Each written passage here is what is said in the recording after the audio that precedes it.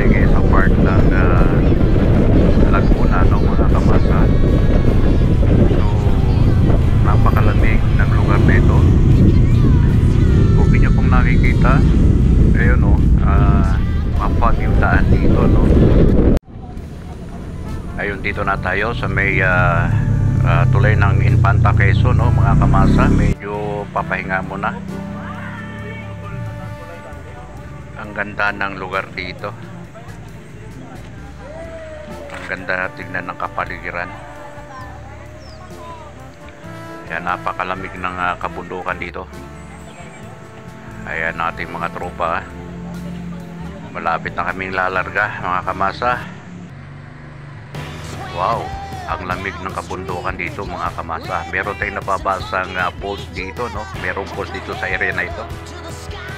Ayan, no, masdan nyo, mga kamasa. Napakalamig ng kabundukan at ating kapaligiran dito habang tayo tumatahak sa daang ito. Support tayo ng bagay masigsag na lugar na yun, no? Ayan yung ating mga tropa. Ramdam na ramdam natin ang lamig. Ang sarap.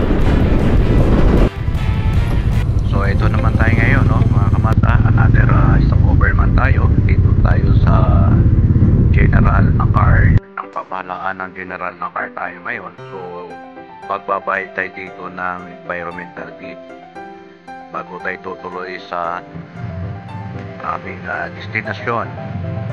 Meron tayong babayaran dito 50 pesos per head. Ito, mga kamasa, unang bungad na ipakikita ko sa inyo. Merong munting pools dito, no, sa tabi ng dagat. Dito tayo sa isang resort, public resort. Sa kasalukuyan maulan, no, maulan. Habang tayo nagkakamera dito tayo ngayon sa dagat, ano, nagkakamera tayo. Maulan ang panahon dito. Ito yung weather ng kinabukasan. Maganda na ang weather dito, no? Ayan yung ating mga kasama. Medyo busy sa breakfast.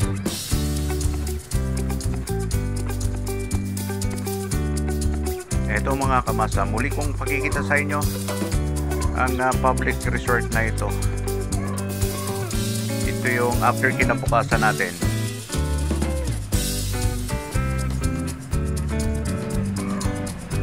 Yan yung ating kasama. Medyo nagkakasiyahan lang sila, no? Kwentuhan. May habang nagpi-prepare ng mga makakain namin. O, yung iba nagkakape. Medyo maganda ang panahon ngayon dito sa resort na ito. Ayan ang ating mga tent.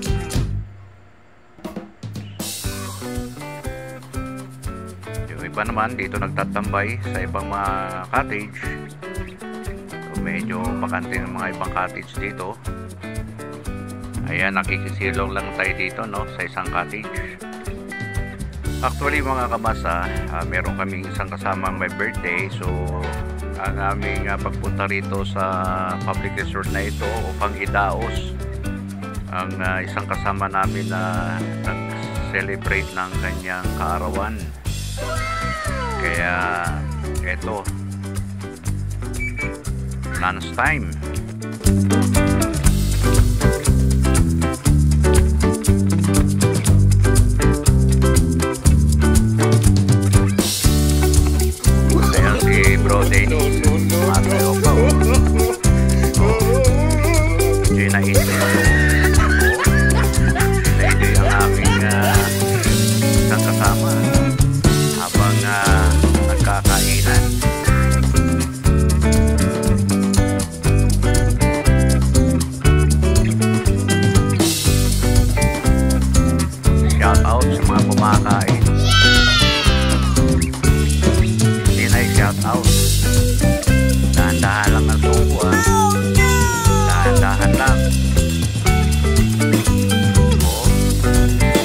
makikita yung kanin.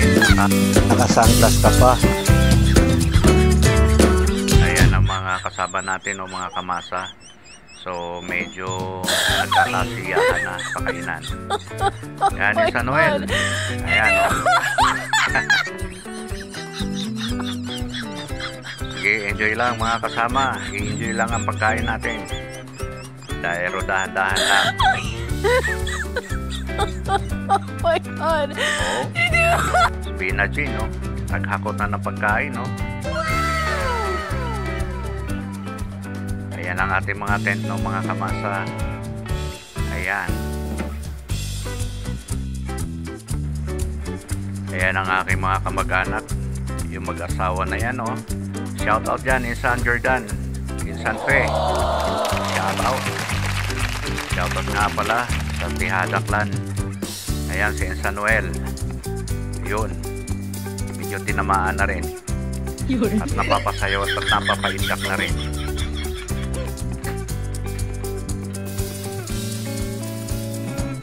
Ayan, muli kong pakikita sa inyo mga kamasa ang ating public resort